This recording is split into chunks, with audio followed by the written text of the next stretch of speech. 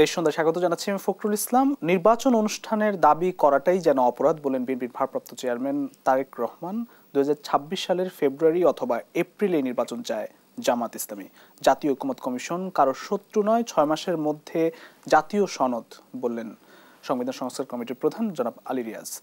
মুক্ত গণমাধ্যম দিবস এই শিরোনামে আমরা কথা বলবো। আমার সঙ্গে স্টুডিওতে দুজন অতিথি আছেন, আমি একটু শুরুতে পরিচয় করাতে চাই। আমার সঙ্গে আছেন জনাব আবু সাইদ খান, উপদেষ্টা সম্পাদক দৈনিক সমকাল। আছেন আবুল কালাম আজাদ মজুমদার, উপপ্রেস সচিব, প্রধান উপদেষ্টার দপ্তর। দুজনকে স্বাগত জানাচ্ছি। আমি জনাব আবু সাইদ খান আপনার কাছে আসি। অভ্যুত্থানের আগের গণমাধ্যম আর অভ্যুত্থান পরবর্তী এখনকার সময়ের যে গণমাধ্যম, আমরা যতটুকু জানি যে 16 ধাপ এগিয়েছে বাংলাদেশ গণমাধ্যমের যে সূচক, সেই সূচকে কতটা স্বাধীনতা ভোগ করছি বা বাধাগুলো কোথায় আসলে গণমাধ্যমের সামনে? আগের অবস্থা তো নিশ্চয়ই নেই, অগ্রগতি খানিকটা ঘটেছে। কারণ আগে যেমন ফোন আসতো, টেলিফোন আসতো, আচ্ছা, কিংবা হুমকি ধমকি আসতো, সেটা বন্ধ হয়েছে, সেটা এখন নেই। আমরা দেখি যে টেলিভিশনগুলো বন্ধ করে দেওয়া হয়েছে। তারপরে কিন্তু যে ঘটনাগুলো ঘটছে সেটা খুবই দুঃখজনক, যে কখনো কখনো সংবাদপত্রের ওপর এক ধরনের হস্তক্ষেপ হচ্ছে, সম্পাদক এডিটর বদলে দেওয়া হচ্ছে, কিংবা কারো কারো চাকরি চলে যাচ্ছে। যদিও সরকার বলছেন, তো তথ্য উপদেষ্টা বলেছেন যে এ ব্যাপারে তাদের কোনো ভূমিকা নেই, কিন্তু তারপরেও মানুষের ভিতর এক ধরনের ধারণা তৈরি হয়েছে যে সেলফ সেন্সারও যদি কোনো কিছু হয়, কিংবা স্বগরজেও যদি কিছু কেউ করে, তাহলে কেন করে, নিশ্চয়ই একটা চাপ তো অনুভব করে। তো সেই জায়গা থেকে আমরা যদি বলি, তো পুরোপুরি স্বাধীন না। তো হ্যাঁ, অগ্রগতি ঘটেছে, এটা আমি স্বীকার করি। আর একটা হচ্ছে যে একটা সাংবাদিকদের ভিতরে একটা সেলফ সেন্সরশিপ, স্ব-আরোপিত সেন্সরশিপের একটা প্রবণতা রয়ে গেছে। কেননা এখনো কি আগের ধারা রয়ে গেছে? অনেকে নিজেরা নিজেদের মতো করে তো সংশোধন করে, মনে করে সবকিছু বলা যাবে না। এখন কেন সেলফ সেন্সরশিপ করতে হয়? মানে কি কি জিনিস আছে, সরকারি থেকে হুমকি আসে না সরাসরি, কিন্তু একটা তো মব ভায়োলেন্সের একটা ব্যাপার আছে, মব ভায়োলেন্সের কারণ আছে। যেমন ধরুন যে এর আগে একটা পত্রিকা অফিসের সামনে গরু জবাই করে সেখানে মেজবানি হয়েছে, উৎসব হয়েছে। তো এই ধরনের একটা ভীতিকর, যদিও গভর্নমেন্টের প্রোটেকশন দেওয়া হয়েছিল, কিন্তু এই ধরনের একটা ভীতিকর অবস্থা তো আছে, অনেকের ভিতরে এই ধরনের ভীতি কাজ করে। তো সে কারণেই এটা হয়। তারপরে ব্যক্তি পর্যায়ে কোনো কোনো ক্ষেত্রে কারো কারো সরকারের পক্ষ থেকে সরাসরি প্রত্যক্ষ হস্তক্ষেপ নেই, তো ধারণা করা হয়। যেমন সংস্কৃতি উপদেষ্টাকে প্রশ্ন করায়, যখন 3 জনের চাকরি চলে যায়, তখন জনমনে কিন্তু প্রশ্ন দেখা দেয় যে আসলে ব্যাপারটা কি। মানে সেটা কি উপদেষ্টা কেউ ফোন করে বলেছিলেন যে নাকি এরকম কিছু? সেটা তো আমি বলতে পারবো না, কিন্তু জনমনে একটা ধারণা সৃষ্টি হয়, তালিকে চাপের কারণে এটা করেছে না কেন করেছে, এই ধরনের জনমনে ধারণাটা তৈরি হয়। তো তারপরে হচ্ছে আর একটা ব্যাপার হলো যে এই সরকার, যেমন ধরুন যে এখানে উপদেষ্টারা অনেকেই বলেছেন, তো এমনকি এখানে আইন উপদেষ্টা আছেন, কতবার সাইবার সিকিউরিটি অ্যাক্ট বাতিলের কথা বলা হয়েছে, তাই না? আমরা সবাই মিছিলে দাবি তুলেছি। তো দীর্ঘদিন ধরে এই দাবি তোলার পরে কিন্তু এই সরকারে তো 8 মাস গেল, কিন্তু এটা তো বাতিল হচ্ছে না। হ্যাঁ, নতুন আইন হবে, কিন্তু সেটাও তো ঝুলে আছে। এবং সেখানে সাইবার এই সুরক্ষা আইনের কথা বলা হচ্ছে, সেটা আসলে কতটুকু, তো এই জায়গাগুলোকে আমার মনে স্পষ্ট করা দরকার। একটা জিনিস যদি হতে পারতো যে ঠিক আছে, সাইবার সিকিউরিটি অ্যাক্ট, এই কালাকানুনটা বাতিল হয়ে গেছে, সেটা একটা ইনস্ট্যান্স তৈরি হতে পারতো, একটা উদাহরণ হতে পারতো যে গভর্নমেন্ট এটা করছে, গভর্নমেন্ট এইভাবে আন্তরিক। কিন্তু সেই ক্ষেত্রে আমরা দেখছি যে সেই গড়িমসি ভাব, কারণ এর আগেও তো এই সাইবার সিকিউরিটি অ্যাক্ট সংশোধন করা হবে ইত্যাদি বিগত সরকার অনেকবার বলেছে, কিন্তু শেষ পর্যন্ত যা ছিল তাই রয়ে গেছে। তো এই সরকারের কাছ থেকে তো আমরা আশা করি না, কারণ এটা তো জনগণের দাবির মুখে এখানে সরকার পদত্যাগ করেছে, এবং অন্তর্বর্তী অবস্থায় ডক্টর মোহাম্মদ ইউনূসের নেতৃত্বে যে সরকার গঠন হয়েছে, সেটা জনগণ মনে করে জনগণ তাদের নিজস্ব সরকার। তো সেই সরকার গণতন্ত্র, মানবাধিকার রক্ষার ক্ষেত্রে আরও কার্যকর পদক্ষেপ নেবে, সেটি জনগণ আশা করে। তো আমরা সেই প্রত্যাশা করি, এবং মুক্ত গণমাধ্যম দিবসে আমাদের প্রত্যাশা আরও অনেক বেশি। ধন্যবাদ। আমি সরকার প্রধানের উপপ্রেস সচিব আমাদের সঙ্গে আছেন জনাব আবুল কালাম আজাদ মজুমদার। আপনার কাছে আসি। আসলে কিছু অভিযোগ আছে বাংলাদেশের অনেক গণমাধ্যমের ক্ষেত্রে 16 ধাপ এগুলো, এটি খুবই পজিটিভ একটা বিষয়, কিন্তু কিছু অভিযোগ আছে। সবকিছু মিলে আসলে বাধাটা কোথায়, আপনিও কি তাই মনে করেন? ধন্যবাদ। আমাদের সবার শ্রদ্ধেয় আবু সাঈদ খান ভাই উনি বেশ কিছু প্রসঙ্গ তুলেছেন। আমি মনে করি যে উনি বলেছেন যে একটু স্পষ্ট করা দরকার। আমার একটু সুযোগ যেহেতু আছে, আমি শুরুতে সাইবার সিকিউরিটি অ্যাক্টের কথাটাই উনি বলেছেন। আমি গতকালকে আমরা চিটাগং গিয়েছিলাম, চিটাগং প্রেস ক্লাবে, সেখানে আমরা একটা আলোচনা সভায় অংশ নিয়েছি। সেখানেও আমি বলেছি, আবারও হয়তো উনি লক্ষ্য করেননি, আমরা আবার বলতে চাই যে আগামী সপ্তাহে আমরা আশা করছি যে আগামী সপ্তাহ না হলেও 1-2 সপ্তাহের মধ্যেই যে নতুন যে সাইবার সিকিউরিটি অ্যাক্টটা সেটা হয়তোবা আমাদের উপদেষ্টা পরিষদের সবাই অনুমোদিত হয়ে যাবে। এবং খসড়া যে আপনার সাইবার সিকিউরিটি অ্যাক্ট, যেটা আমরা যতটুকু জেনেছি যেটা প্রস্তাব করা হচ্ছে, সেখানে আপনার আগের যে সাইবার সিকিউরিটি অ্যাক্ট সেটা তো নীতিগতভাবে বাতিল করার একটা সিদ্ধান্ত হয়েছেই এর মধ্যেই। এবং আগের সাইবার সিকিউরিটি অ্যাক্টে নিবর্তনমূলক অন্তত 9টি ধারা আমরা চিহ্নিত করেছি, যেই ধারাগুলোতে আসলে এর আগের যে মামলাগুলো হয়েছে সেই মামলাগুলোর 95% এই ধারাগুলোতে হয়েছে। এবং এই ধারাগুলো পুরোপুরি বাদ দেওয়া হচ্ছে প্রস্তাবিত আইনে, যাতে করে কোনো সাংবাদিক কোনোভাবে কোনো ধরনের আইনি হয়রানির শিকার না হন। ইতিমধ্যে আপনার সাইবার সিকিউরিটি অ্যাক্টে যে মামলাগুলো হয়েছে তার বেশিরভাগ মামলাই প্রত্যাহার হয়েছে। আর যদি কোনো মামলা থেকেও যায় তাহলে এই ধারাগুলো বাতিল হলে তাহলে স্বয়ংক্রিয়ভাবে আমরা আশা করছি যে সেই মামলাগুলো খারিজ হয়ে যাবে। এবং নতুন যে প্রস্তাবিত আইন, সে আইনে পরোয়ানা ছাড়া গ্রেফতারের যে বিধান এর আগে ছিল, পুলিশকে একচ্ছত্র একটা ক্ষমতা দেওয়া হয়েছিল, যার ফলে সাংবাদিকদেরকে নানাভাবে তারা হয়রানি করেছে, সেই বিধানটাও তুলে দেওয়া হচ্ছে। শুধুমাত্র একটা এক্সেপশন রাখা হচ্ছে, সেটা হচ্ছে গুরুতর সাইবার হ্যাকিংয়ের যদি কোনো অভিযোগ থাকে তাহলে তাকে পরোয়ানা ছাড়া গ্রেপ্তার করা যাবে, এরকম একটা প্রস্তাবনা আছে নতুন আইনের ক্ষেত্রে। সেটাও আপনার উপদেষ্টা পরিষদে আলোচনা হবে, ডিবেট হবে, তারপরে হয়তো সেটা অনুমোদিত হবে, নাও হতে পারে, সেটা আমরা এই মুহূর্তে নিশ্চিত করে কোনো কিছু বলছি না।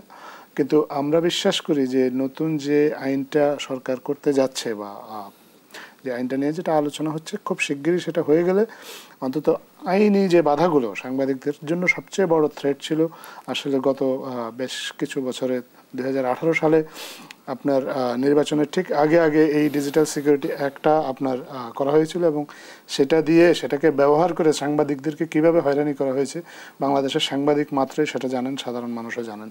তো আমরা আশা করি যে এই বিষয়টা খুব শিগগিরই একটা সমাধানে আসা যাবে। এটা একটা কথা বলেছেন আপনারা, মব কালচারের প্রতি ভীতি। আরেকটা কথা ভাই বলেছেন, আপনারা সবাই দেখেছেন যে 16 ধাপ অগ্রগতি হয়েছে, এটা খুবই ইতিবাচক একটা দিক। আমরা মনে করি এটা একটা শুরু। আপনার এই সরকারের কাছে অবশ্যই উনি বলেছেন যে এটা আমাদের সরকার, সো সবার এক্সপেকটেশন অনেক বেশি। সো অনেক সময় হয়তো আপনার এক্সপেকটেশন অনুযায়ী সরকার পারছে না, কিন্তু কিছু কিছু ক্ষেত্রে চেষ্টা করা হচ্ছে যাতে আপনার এই বিষয়টাতে উন্নতি হয়। আপনি যদি একটা জিনিস খেয়াল করে দেখেন, আমাদের এই যে মুক্ত গণমাধ্যমের কিন্তু অনেকগুলো বাধা।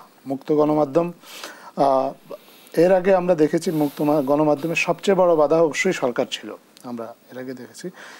বর্তমানে অন্তর্বর্তীকালীন সরকারের দিক থেকে সব ধরনের বাধা অপসারণের উদ্যোগ নিয়েছে, যাতে অন্তত সরকার দ্বারা কোনোভাবে কোনো সাংবাদিক বা কোনো গণমাধ্যম প্রতিষ্ঠান হয়রানি শিকার না হয়। আমাদের অন্তর্বর্তীকালীন সরকার কোনো পত্রিকা বন্ধ করেনি, কোনো চ্যানেল বন্ধ করেনি, কোনো চ্যানেলের ওয়েবসাইট ব্লক করেনি, এগুলো সব বন্ধ হয়েছে। আপনার গোয়েন্দা সংস্থা দিয়ে কাউকে হুমকি দেওয়া হয়নি, কোনো সাংবাদিককে সংবাদ প্রকাশের জন্য গ্রেপ্তার করা হয়নি। সরকারের দিক থেকে যাবতীয় বাধা আছে, আমি মনে করি যে সবগুলো বাধাই দূর করা হয়েছে। তারপরেও যদি আমাদের যারা বিজ্ঞ সাংবাদিক আছেন, আমাদের সাইদ ভাই আছেন, এরকম আরও যারা আছেন, তারা যদি কোনো কিছু ফিল করেন, তারা যদি সরকারের সাথে শেয়ার করেন যে না এই বিষয়টা সরকার চেষ্টা করলে এইটাও ঠিক করা সম্ভব, তাহলে আমি মনে করি বা বিশ্বাস করি যে সরকার সেটাও করবে। এখন এর বাইরে আপনার যে বাধাগুলো আছে বা গণমাধ্যমের আপনার এর বাইরে অনেক সময় গণমাধ্যমের কাজটা কি, আমরা মনে করি যে ক্ষমতাকে প্রশ্ন করা। আর ক্ষমতা বলতে শুধু সরকার বোঝায় না, ক্ষমতাবান আমাদের সমাজে অনেকেই আছেন, রাজনৈতিক দল আছেন, ব্যবসায়ী গোষ্ঠী আছেন, তারাও কিন্তু তাদের মতো করে ক্ষমতাবান। তাদের স্বার্থ বিঘ্নিত হলে তারা যদি আপনার কোনো গণমাধ্যমে কোনোভাবে কোনো গণমাধ্যমের জন্য কোনো সমস্যা তৈরি করে, গণমাধ্যম যদি সরকারের কাছে সে বিষয়ে প্রতিকার চায়, আমি বিশ্বাস করি যে সরকার তাদেরকে সে বিষয়ে ন্যায্য যে সহযোগিতা সেটা অবশ্যই করবে। আপনার ভাই মব কালচারের কথা বলেছেন, মব কালচারের ক্ষেত্রে যখন গণমাধ্যমগুলো আপনার সরকারের কাছে নিরাপত্তা চেয়েছে, উনি নিজেও স্বীকার করেছেন যে সেই নিরাপত্তাটা দেওয়ার চেষ্টা করা হয়েছে। সরকারের দিক থেকে সম্ভব সব রকমের চেষ্টা আছে যে গণমাধ্যম যেন মুক্ত এবং স্বাধীনভাবে কাজ করতে পারে, এবং এই চেষ্টারই আমরা মনে করি যে আমাদের যে ফলাফল সেটা রিফ্লেক্ট হয়েছে আমাদের এই মুক্ত গণমাধ্যম সূচকে যে অগ্রগতিটা হয়েছে। তবে এখনই আমরা একেবারে বলতে পারছি না যে দেশের গণমাধ্যম শতভাগ মুক্ত। আপনি দেখেন একটা দেশে গণমাধ্যমের উপর যে ধরনের নিপীড়ন বা যে ধরনের নিয়ন্ত্রণ গত 1.5 দশক ধরে চালু ছিল, আপনি চাইলেও কিন্তু ওভারনাইট এই নিয়ন্ত্রণগুলো খুব তুলে দিতে পারবেন না। আপনি এই নিয়ন্ত্রণগুলো তুলে দিতে গেলে বা এই নিয়ন্ত্রণগুলো দূর করতে গেলে অনেক ধরনের বেস্টেড গ্রুপ আছে যাদের স্বার্থ ব্যাঘাত ঘটে, তারাই এসে আসলে আবার পরবর্তীতে বাধা সৃষ্টি করে।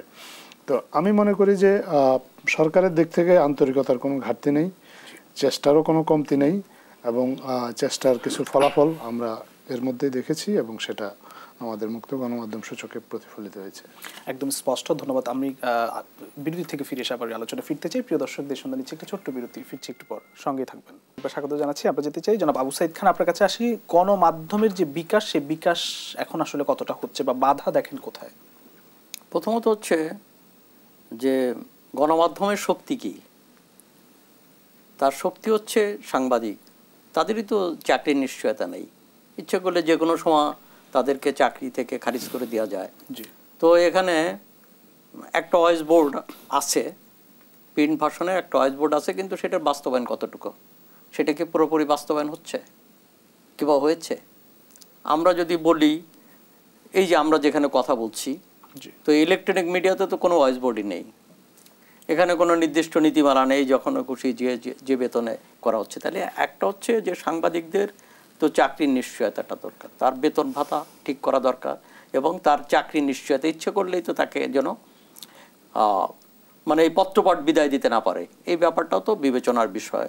তো আগে এগুলো দেখার জন্য সাংবাদিক ইউনিয়ন ছিল, তারা কার্যকর ছিল। এখনও ইউনিয়ন আছে, এখন একটা জায়গায় দুটো হয়েছে, ওটা আওয়ামী লীগ বিএনপি হয়ে গেছে, যে কারণে ওই ইউনিয়ন তো কার্যকর না। তারা তাদের নিজস্ব রাজনৈতিক স্বার্থ রক্ষার জন্য তারা ব্যস্ত রয়েছে, তারা তাদের দলের স্বার্থ রক্ষার জন্য ব্যস্ত রয়েছে। কিন্তু সাংবাদিকদের স্বার্থ আগে যেমন পাকিস্তান আমলে, এমনকি 90-এর আগ পর্যন্ত যেভাবে ঐক্যবদ্ধভাবে এটাকে মোকাবেলা করা হতো, এখন কিন্তু সেটা হয় না।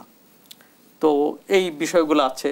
আবার মালিক পক্ষরও এই প্রতিষ্ঠানগুলোরও কিছু আর্থিক দুর্বলতা আছে, এবং সেই ক্ষেত্রে যেমন বিজ্ঞাপন একটা, আমরা তো জানি যে বিজ্ঞাপন একটা তো প্রাণ শক্তি, প্রতিষ্ঠানগুলোর শক্তি, কিন্তু বিজ্ঞাপন সেই আগের যে রেট, সব জিনিসের দাম বেড়েছে, বিজ্ঞাপন সেই পুরনো রেটে রয়ে গেছে। তারপরে বিজ্ঞাপন দেওয়ার ক্ষেত্রেও কোনো নীতিমালা এখানে কার্যকর হচ্ছে না। এমনও পত্রিকা আছে যে পত্রিকা আলোর মুখ দেখে না, যেটাকে আন্ডারগ্রাউন্ড পত্রিকা বলা হয়, বড় জোর সেগুলা দেওয়ালে টাঙানো হয়, সেই সব পত্রিকাকেও বিজ্ঞাপন দেওয়া হয়। তো এখানে একটা নেক্সাস আছে, এখানে মন্ত্রণালয়ের কিংবা সরকারি প্রতিষ্ঠানের সঙ্গে অসৎ কর্মচারীদের সঙ্গে এক ধরনের যোগাযোগ করে এই ধরনের বিজ্ঞাপন দেওয়া হচ্ছে, এগুলো বন্ধ হওয়া উচিত। তো এইসব নিয়ম প্রতিষ্ঠা করা দরকার। তারপরে হচ্ছে মফস্বলে যারা সাংবাদিকতা করে, তো অনেক ক্ষেত্রে অনেক প্রতিষ্ঠান আছে তারা তাদেরকে শুধুমাত্র একটা কার্ড ধরিয়ে দিয়েছে, তো তাদেরকে সেই ধরনের সুনির্দিষ্ট বেতন ভাতা নেই, এবং এই যে বেতন ভাতার ক্ষেত্রে যেটাকে কার্যকর করা দরকার সেটা দেখভালেরও কোনো ব্যবস্থা নেই। তো এই সামগ্রিক পরিবর্তন ছাড়া ইচ্ছে করলে কেবলমাত্র কালাকানুনগুলো তুলে নেওয়া দরকার, এখানে লেখার স্বাধীনতা দরকার, সংবাদ প্রকাশের স্বাধীনতা দরকার, অনুসন্ধানী সংবাদের ক্ষেত্রে যেসব বাধাগুলো রয়েছে সেগুলো দূর করতে হবে, সঙ্গে সঙ্গে সাংবাদিকদের অর্থনৈতিক নিরাপত্তা এবং তার লেখার স্বাধীনতা, এই দুই নিশ্চিত করতে হবে। এই জন্য আইন দরকার, নিঃসন্দেহে আইনটার পরিবর্তন দরকার। উনি বলেছেন যে আইনটা পরিবর্তন করবেন, সেটা খুব ভালো। সাইবার সিকিউরিটি অ্যাক্ট বাতিল করে দেওয়া হবে, কিন্তু আইনের সঙ্গে সঙ্গে কিন্তু সংস্কৃতিও একটা ব্যাপার, শুধু আইন দিয়ে তো পরিবর্তন হয় না। এটা যদি সেই সংস্কৃতি যদি গড়ে না ওঠে, সেই ব্যবস্থাপনা যদি গড়ে না ওঠে, তাহলে আইন পরিবর্তন করেও কোনো লাভ হয় না। আবার অনেক সময় দেখা যায় যে ঠিক আছে কালাকানুন আছে কিন্তু তার প্রয়োগ হচ্ছে না, যদি সেই সংস্কৃতি গড়ে ওঠে। তো এইভাবে একটা সামগ্রিক পরিবর্তন করার দরকার। আমি একমত যে একদিনে পরিবর্তন হবে না, কিন্তু আমাদের তো সূচনাটা করতে হবে, কিছু দৃষ্টান্ত স্থাপন করতে হবে। এখানে সরকার একটা কমিশন করেছে, যে তো এই যে মিডিয়া সংস্কার কমিশন এর কিছু সুপারিশ রয়েছে, সেই সুপারিশের জন্য তো কিছু কিছু সুপারিশ কিন্তু বাস্তবায়ন করতেই পারে, সরকারই পারে। যেমন সেখানে কোনো বাধা নেই, এখানে বেতন ভাতা কার্যকর হচ্ছে কি হচ্ছে না এটার জন্য তার সংস্কার কমিটির সুপারিশ দরকার নেই। আমরা 90-এর দশকের আগ পর্যন্ত যে গণমাধ্যমটা দেখেছি, এখন কি এই গণঅভ্যুত্থানের পরে সেই জায়গায় কি আমরা ফিরছি বা সেই পরিবেশের দিকে যাচ্ছি বলে মনে হয়? না, আর স্বাধীনতা কখনো ছিল না 90-এর আগে। যে আপনি যদি বলেন যে সংবাদপত্র স্বাধীন ছিল, তেমন তো না। সেখানে সব সময় ছিল, সব সরকারের আমলেই সেখানে হয়েছে। সেটা বিএনপি সরকারের আমলেও সাংবাদিকদের উপর মামলা হয়েছে, আওয়ামী লীগ সরকারের আমলে হয়েছে। তবে হ্যাঁ, এই যে 15 বছর, এটা একটা নিকৃষ্ট উদাহরণ। মানে এতটা অধপতিত আমরা হতে দেখি। গণমাধ্যমে কি কোনো রাজনীতি ঢুকে নেই? হ্যাঁ, সেইটি তো আমি বলছি যে গণমাধ্যমের তো হ্যাঁ মালিকের স্বার্থ আছে, কর্পোরেট হাউসগুলোর স্বার্থ আছে, কিন্তু তার চেয়ে বড় কথা হচ্ছে এখানে সাংবাদিকরা তারা পথ হারিয়েছে। অনেক সাংবাদিকরা আছেন যে তারা আওয়ামী লীগ বিএনপি হয়ে গেছে, তো তারা সাংবাদিক নেই। তো সেগুলো তো বিষয় যে তারা তাদের দলীয় স্বার্থ রক্ষা করার জন্যই তারা সবসময় নিবেদিত। তারা দায় কি সরকারগুলোরই দায় কিনা? আমি তো সেই জন্য বলছি এটা সামগ্রিক পরিবর্তন দরকার। একটা সামগ্রিক সংবাদপত্রের ক্ষেত্রে একটা সাংস্কৃতিক পরিবর্তনটা দরকার। এখানে আইন এবং আইনি প্রয়োগের ক্ষেত্রে একটা সামগ্রিক পরিবর্তন দরকার। হ্যাঁ, তারপর সরকারের তো সর্বোপরি তো সরকারের তো দায় আছেই। সরকার সেই আইনগুলো প্রয়োগ করা, সেগুলো বাস্তবায়ন হচ্ছে কিনা, এটা মানে সব কিছু মিলে তো দেশ পরিচালনা তো সরকার করে। অতএব সামগ্রিক ক্ষেত্রে সরকারের সেই দেখভালটা করতে হবে, সেই উদ্যোগটা গ্রহণ করতে হবে। তো সেইগুলা করা দরকার। এখানে সাংবাদিকরা এখনও যেমন ধরুন যে হ্যাঁ, বিগত সরকারের সময় সাংবাদিকরা যে কিছু সাংবাদিক মানে একেবারে সেটা কি গদি মিডিয়া বলা যায়, তো তারা যে ভূমিকা পালন করেছে সেটা নিকৃষ্টতম ভূমিকা। কিন্তু এর মানে এই নয় যে আজকে হত্যা মামলা দিয়ে তাদেরকে হয়রানি করা হবে কিংবা তাদের অ্যাক্রিডিটেশন কার্ড বাতিল করে দেওয়া হবে, এটা তো কোনো কাম্য হতে পারে না। তো সেই জিনিসগুলোকে আমাদের নজর রাখা দরকার। হ্যাঁ, সাংবাদিকদের বিরুদ্ধে যদি অভিযোগ থাকে, সুনির্দিষ্ট অভিযোগ থাকে, সেই অভিযোগেই বিচার হওয়া উচিত। আমি বিরতিতে যেতে হবে, তবে আমি একটু জনাব আবুল কালাম আজাদ, আপনি নিজেও একজন গণমাধ্যম কর্মী, সাংবাদিক, আপনার কাছে আসে যে সুরক্ষা কি নিশ্চিত হয়েছে? ধন্যবাদ সাইদ ভাই, অনেকগুলো প্রসঙ্গ তুলেছেন। আপনি বিরতিতে যাবেন বলছেন, আসলে এত অল্প সময় এগুলো ব্যাখ্যা করা কঠিন। একটা জিনিস, উনি সাংবাদিকদের চাকরির নিশ্চয়তার কথা বলেছেন। আমিও মনে করি যে এটা খুবই একটা ন্যায্য কথা।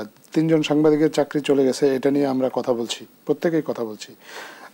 ভাই বলেছেন যে ধারণা করা হচ্ছে যে সরকার এটার সাথে কোনোভাবে ইনভলভ কিনা। ধারণা দিয়ে আসলে কোনো সিদ্ধান্তে আসা যায় না। আপনাকে সরকারের উপর এই ঘটনায় দায় চাপিয়ে এই যে 3 জন সাংবাদিকের অন্যায়ভাবে চাকরিচ্যুত করা হলো, এইটা সংশ্লিষ্ট গণমাধ্যম প্রতিষ্ঠানগুলোর দায়টাকে এড়িয়ে যাওয়া হচ্ছে। আমি মনে করি যে সংশ্লিষ্ট গণমাধ্যম প্রতিষ্ঠানগুলোও যদি কোনো সাংবাদিককে অন্যায়ভাবে চাকরিচ্যুত করে, তাকেও দায়বদ্ধ করা উচিত, তাকেও জবাবদিহিতার আওতায় আনা উচিত। তারপরে সাংবাদিকদের মজুরির কথা বলেছেন। অবশ্যই মজুরি একটা বড় বিষয়। আপনার নবম ওয়েজ বোর্ড নিয়ে অনেক 6 বছর হয়ে গিয়েছে নবম ওয়েজ বোর্ড অনুমোদন হয়েছে, কিন্তু অষ্টম ওয়েজ বোর্ডই তো বাস্তবায়ন হয়নি। নবম ওয়েজ বোর্ড আজকে অনেকদিন ধরে আইনি জটিলতায় পড়েছে, সেটা নিয়ে আর নতুন কোনো কিছু করা যাচ্ছে না। গণমাধ্যম সংস্কার কমিশন থেকে অনেকগুলো সুপারিশ দেওয়া হয়েছে, একটা আইনের খসড়া তারা তৈরি করে দিয়েছেন, যেটা নিয়ে সরকার এখন কাজ করছে। তারপরে সাংবাদিকদের বিরুদ্ধে মামলার কথা বলেছেন উনি, মামলা দিয়ে হয়রানি করা হচ্ছে। মামলার বিষয়ে আমাদের বক্তব্য আমরা এর আগেও অনেকবার স্পষ্ট করেছি। কোনো একটা ঘটনায় কোনো একটা পক্ষ সংক্ষুব্ধ হয়ে যদি মামলা করে, তাকে সেই মামলাটার গ্রহণ করার আইনি বাধ্যবাধকতা রয়েছে। সরকার কিন্তু কোনো সাংবাদিকের বিরুদ্ধে মামলা করেনি, মামলা করেছে একটা সংক্ষুব্ধ পক্ষ। কিন্তু সরকার যেটা করতে পেরেছে সেটা হচ্ছে যে একটা উচ্চ পর্যায়ে একটা কমিটি করে তারা বলেছে যে কোনো সাংবাদিকের বিরুদ্ধে সুনির্দিষ্ট কোনো অভিযোগ না থাকলে তাকে যেন কোনোভাবে এইসব মামলায় হয়রানি না করা হয়। এবং আমরা বিশ্বাস করি যে এইসব মামলায় কোনো সাংবাদিক এখন হয়রানির শিকার হচ্ছে না। কেউ যদি হয়রানির শিকার হন তাহলে উনি সরকারের অবশ্যই দৃষ্টি আকর্ষণ করতে পারেন। এক রেশন কার্ডের কথা বলেছেন উনি। এক রেশন কার্ড প্রথাটা চালু হওয়ার পর ৭,৮০০ এর মতো এক রেশন সাংবাদিকদের জন্য ইস্যু করা হয়েছে। বিভিন্ন সময়ে ৪,৯৩৫টা এক রেশন কার্ড বাতিল হয়েছে। এই সরকার এসে ১৬৮টা এক রেশন কার্ড বাতিল করেছে। আমরা এটা নিয়ে সমালোচনা হচ্ছে, আমরা এই সমালোচনাটা মাথা পেতে নিয়েছি। সমালোচনাটা মাথা পেতে নিয়েই আমরা এই সিদ্ধান্তটা আবার রিভিউ করার সিদ্ধান্ত নিয়েছি এবং রিভিউ করে আমরা বলেছি যে যাদের এক রেশন কার্ড বাতিল হয়েছে তারা যদি মনে করেন যে তাদের সাথে অন্যায় করা হয়েছে, তারা আবেদন করলে তাদের এক রেশন কার্ড বাতিলের এই সিদ্ধান্তটা পুনর্বিবেচনা করা হবে। এখন পর্যন্ত আমার কাছে যতটুকু তথ্য আছে তাতে মাত্র 7 জন আবেদন করেছেন। অনেকের এক রেশন কার্ড, যেহেতু আগে 1 বছর মেয়াদী এক রেশন কার্ড ছিল, অনেকের এক রেশন কার্ড এমনিই স্বয়ংক্রিয়ভাবে হয়তো বাতিল হয়ে গেছে। তারপরেও কেউ যদি আপনার এ বিষয়ে আবেদন করে থাকে সেটা বিবেচনা করা হবে। আর আগে যে এক রেশন কার্ডগুলো দেওয়া হয়েছে আপনি জানেন যে এগুলো সব দলীয় বিবেচনায় দেওয়া হয়েছে, সব না, অনেকগুলো দলীয় বিবেচনায় অনেক দেওয়া হওয়ার কারণে পেশাদার সাংবাদিক যারা, তাদের কাজকর্ম ব্যাহত হয়েছে। যে কারণে এক রেশন কার্ডের জন্য নতুন একটা নীতিমালা তৈরি করা হয়েছে, যে নীতিমালায় সরকারের নিয়ন্ত্রণমূলক যত ভাষা আছে এগুলো বাদ দিয়ে সাংবাদিকরা যাতে স্বতন্ত্রভাবে কাজ করতে পারে সেটা নিশ্চিত করা হয়েছে। এবং এই নীতিমালার আওতায় নতুন করে পেশাদার সাংবাদিক যারা আছে তাদেরকে এক রেশন কার্ড দেওয়ার সিদ্ধান্ত হয়েছে এবং এই প্রসেসটাও চলমান আছে। আমরা বিশ্বাস করি যে এটা নিশ্চিত করা গেলে এক রেশন কার্ড জনিত জটিলতাটারও অবসান হবে। ধন্যবাদ। আমরা বিরতি থেকে ফিরে আবারও আলোচনায় ফিরতে চাই। প্রিয় দর্শক, দেশ সন্ধ্যা নিচ্ছি আরও একটি বিরতি, ফিরছি একটু পর, সঙ্গে থাকবেন। দেশ সন্ধ্যা আরও একবার স্বাগত জানাচ্ছি। আমি যেতে চাই জনাব আবু সাইদ খান। জামাত ইসলামী বলছে যে 2026 সালের ফেব্রুয়ারি অথবা এপ্রিলে নির্বাচন দিতে হবে বা চায় তারা। আর বিএনপি ভারপ্রাপ্ত চেয়ারম্যান বলছেন যে নির্বাচন অনুষ্ঠানের দাবি করাটাই যেন এখন অপরাধ। আসলে কি পরিস্থিতি তাই নাকি? নির্বাচন তো একটা হওয়া উচিত এবং জনগণের আকাঙ্ক্ষা তো যে একটা নির্বাচিত সরকার, কেন জনগণ তো পরপর 3টা অনির্বাচিত সরকার দেখেছে। যদিও ঘোষণা করে তারা নির্বাচনের নামে যে প্রহসন হয়েছে এবং 3টা সরকার, অর্থাৎ যে এখানে 14, 18 এবং 24-এ কোনো নির্বাচন হয় নাই। তো এই অবস্থা থেকে তো উত্তরণ দরকার এবং মানুষ যে রাজপথে সংগ্রামে সামিল হয়েছিল, তাদের যে তরুণরা সামিল হয়েছিল, তাদের আকাঙ্ক্ষার মধ্যে অনেক দাবি ছিল। বৈষম্যের অবসান ছিল, দ্রব্যমূল্য তারা স্বাভাবিক অবস্থায় নিয়ে আসার ব্যাপার ছিল, মানুষের ক্ষোভ যন্ত্রণা, রাষ্ট্রীয় প্রতিষ্ঠানের কাছে সেবা প্রত্যাশা ছিল। সব কিছু মিলে তার ভিতরে একটা ছিল যে ভোট দেওয়ার অধিকার। তরুণরা যারা এই সময়ের মধ্যে যারা ভোটার হয়েছে তারা ভোট দিতে পারে নাই। তো এই জায়গায় একটা সরকারটা দরকার। আর একটা হচ্ছে রাজনীতি, তো রাজনৈতিক দলের কর্মকাণ্ড, রাজনৈতিক দল তাদের সম্বন্ধে যে সমালোচনাই থাকুক না কেন, আলটিমেটলি শেষ বিচারে তো রাজনৈতিক নেতৃত্বই তো দেশ পরিচালনা করবে। তো সেখানে এক ধরনের রাজনৈতিক সরকার ছাড়া তো এই সরকারের স্থিতিশীলতা নিয়েও জনগণে পুষ্ট থাকে বাইরের সঙ্গে বিভিন্ন জায়গা, যে কারণে পশ্চিমা বিশ্ব সহ বিভিন্ন দেশ তারা কিন্তু এখানে দ্রুত একটা নির্বাচন এবং নির্বাচিত সরকার দেখতে চাইছে, জনগণও চাইছে। এবং সেই নির্বাচন এর ব্যাপারেও বর্তমান সরকারের কোনো আপত্তি নেই, কিন্তু যেখানে সরকারগুলোর পক্ষ থেকে বিএনপি এবং অন্যান্য দলের পক্ষ থেকে যে একটা রূপরেখা, যে সুনির্দিষ্ট ঘোষণা চাইছে, সেই ক্ষেত্রে সরকারের পক্ষ থেকে এই ঘোষণা না করায় কিন্তু এক ধরনের সন্দেহের উদ্যোগ হয়েছে। দ্বিতীয়ত হচ্ছে যে জিনিসটা, যে একবার ডক্টর মোহাম্মদ ইউনূস তিনি ডিসেম্বরের মধ্যে নির্বাচনের কথা বলেছিলেন, তো সেখান থেকে একসময় শিফট করে এখন ডিসেম্বর থেকে জুন পর্যন্ত চলে যায়। তখন মানুষের মধ্যে এক ধরনের সন্দেহ তৈরি হয়, আর সন্দেহের কারণ আছে। তো আমরা 1/11 দেখেছি, যদিও এই সরকারের সঙ্গে 1/11 সরকার মোটেই তুলনীয় নয়, কিন্তু তারপরে তো মানুষের ভিতরে এক ধরনের সন্দেহ হয়। তারপরে হচ্ছে কিছু কিছু উপদেষ্টাদের বক্তব্য, কিংবা যেটা যে জনগণ আমাদেরকে 5 বছর দেখতে চায়। তো এমনকি আল জাজিরের সঙ্গে সাক্ষাৎকারে ডক্টর মোহাম্মদ ইউনূসও যেটা বলেছেন যে তাদের জনগণ এর যে তাদেরকে আরও ক্ষমতায় দেখতে চাওয়ার যে ব্যাপারটা উনি ব্যক্ত করেছেন। তো এগুলো নিয়ে জনমনে একটা সন্দেহ হয়েছে, যদিও উনি বলেছেন যে তারা একটা ভালো নির্বাচন উপহার দেবেন এবং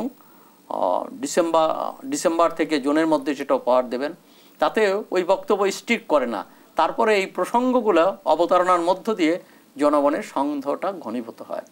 তো যে কারণে এইটা হয়েছে। তবে রাজনৈতিক দল এবং সরকার এই ব্যাপারে ইন্টারাকশন হওয়া দরকার, আলোচনা হওয়া দরকার। এই ক্ষেত্রে আমরা অনেক ক্ষেত্রেই দেখি যে যে ইস্যুগুলো আলোচনা হওয়া উচিত সেই সব ইস্যুগুলো আলোচনা আসছে না, বরং এত বড় সংস্কারের এত বড় ক্যানভাস তৈরি হয়েছে, আমার কাছে মনে হয় ওই ক্যানভাসের দরকার ছিল না, বরং সুনির্দিষ্ট কিছু দাবি দেওয়া নিয়ে এবং সুনির্দিষ্ট কিছু সংস্কারের প্রস্তাব নিয়েই আলাপ আলোচনা হওয়া উচিত ছিল। ধন্যবাদ।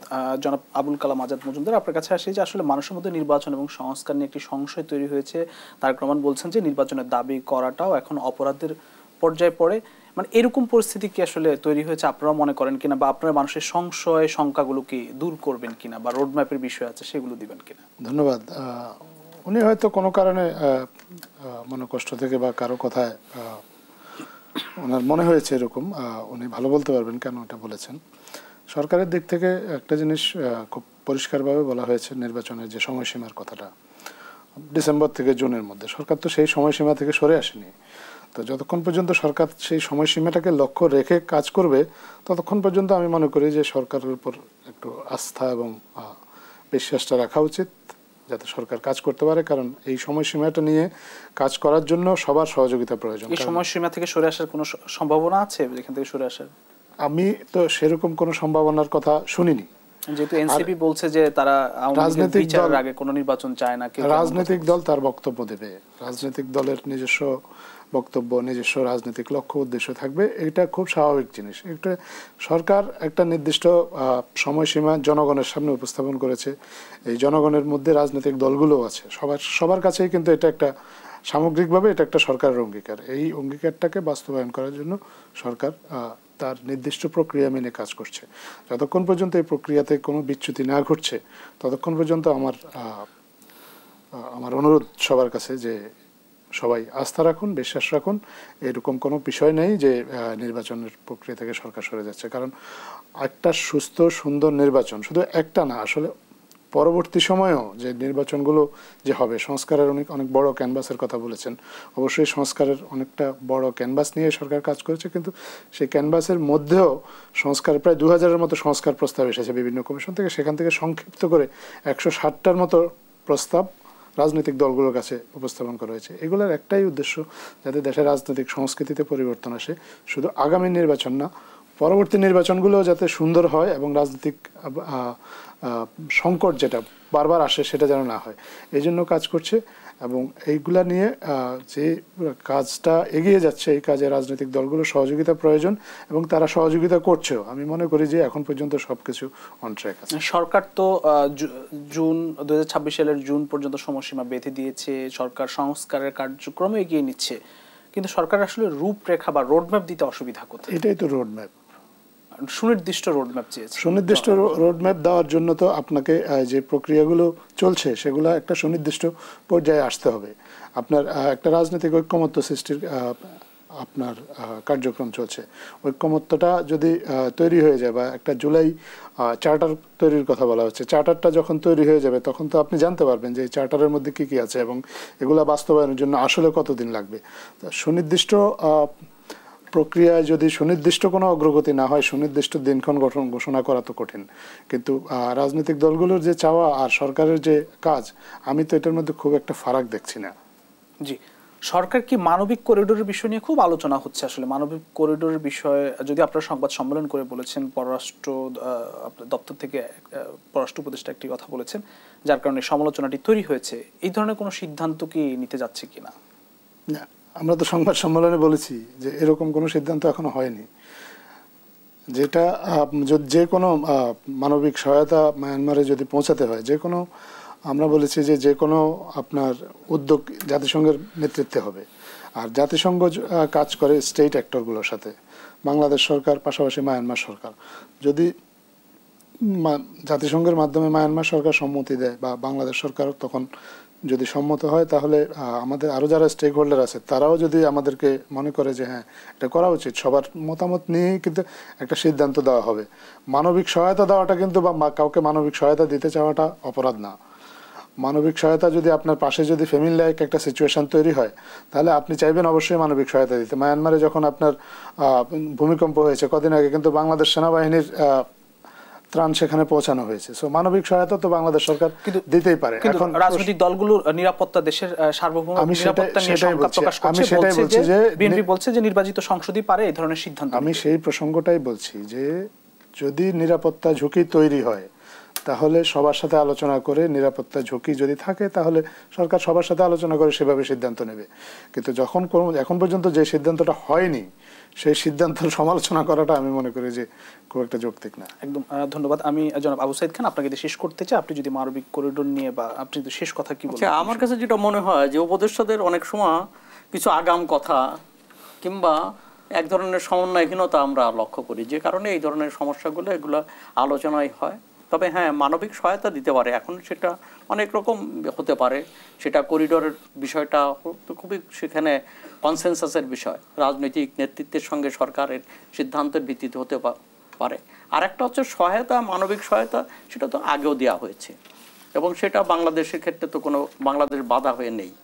তো এই ব্যাপারটা দেখা দরকার। আর একটা হচ্ছে যে তার চেয়ে বড় জিনিস যেটা, সেটা হচ্ছে যে তাদেরকে, অর্থাৎ রোহিঙ্গাদেরকে ফিরিয়ে দেওয়া এবং তাদেরকে তাদের দেশে যাতে তারা সে পুনর্বাসিত হতে পারে, সেই ব্যবস্থাটাই হচ্ছে বাংলাদেশের জন্য সবচেয়ে বড় চ্যালেঞ্জ। কেন বাংলাদেশ এ বোঝা বইতে পারছে না, এই সিদ্ধান্ত বাংলাদেশকে দ্রুতই নিতে হবে। ধন্যবাদ জনাব আবু সাইদ খান। জনাব আবুল কালাম আজাদ মজুমদারজনকে আবার ধন্যবাদ জানাচ্ছি। প্রিয় দর্শক, দেশ সন্ধ্যা যেখানে শেষ করছি, আবারও দেখা হবে আগামীকাল একই সময় অন্য কোনো অতিথিদের নিয়ে। সে পর্যন্ত সবাই ভালো থাকবেন, সুস্থ থাকবেন। শুভ সন্ধ্যা।